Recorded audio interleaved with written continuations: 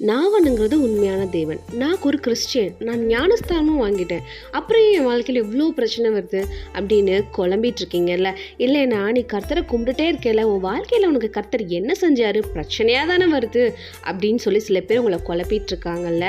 So ஏசப்பா உங்கள் குழப்பத்துக்கு ஒரு தெளிவு கொடுக்க போகிறாங்க. உங்களுக்கு தான் இந்த வீடியோ. பைபிள்லேருந்து ஒரு எக்ஸாம்பிள் பார்க்கலாமா?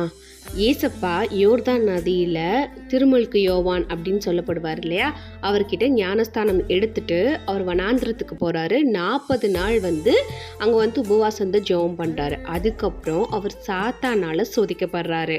எப்போ? ஞானஸ்தானம் பெற்றதுக்கப்புறம். விச் மீன்ஸ் நம்மளும் ஞானஸ்தானம் பெற்றதுக்கப்புறம் நமக்கும் நிறைய சோதனைகள் வரலாம், சரிங்களா?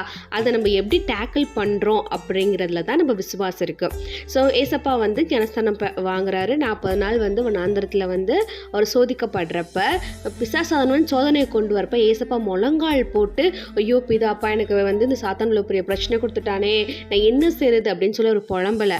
ஐயோ நான் இப்போ தானே ஞானஸ்தானம் எடுத்தேன், எனக்கு இவ்வளோ பிரச்சனை வருது, ஏசப்பா ஏன் பிதாப்பா அப்படிலாம் பண்ணுறீங்கன்னு ஒரு புலம்பலை. அவர் என்ன பண்ணாருன்னா அதிகாரத்தோட அந்த சாத்தானை பார்த்து அவர் பேசினாரு.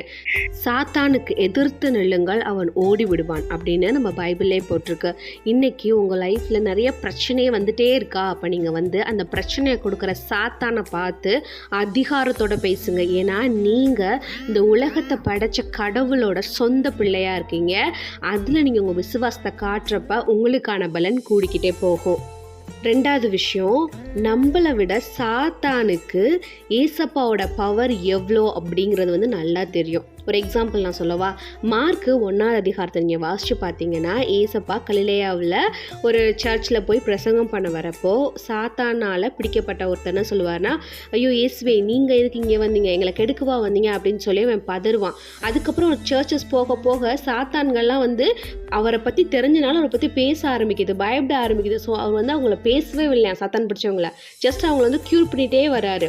பட் நமக்கு ஏசப்பாவோட பவர் தெரியாமல் தான் இன்னும் நம்ம பயந்துட்டே இருக்கோம் நம்மளுக்கு வர ப்ராப்ளம்ஸை பார்த்து. ஸோ இன்றைக்கி நீங்கள் ஸ்ட்ராங்காக ஏசப்பா இருக்க விசுவாசத்தோட எதிர்த்து நில்லுங்க. நீங்கள் உங்கள் பிரச்சனைகள்லேருந்து மீட்கப்படுவீங்க.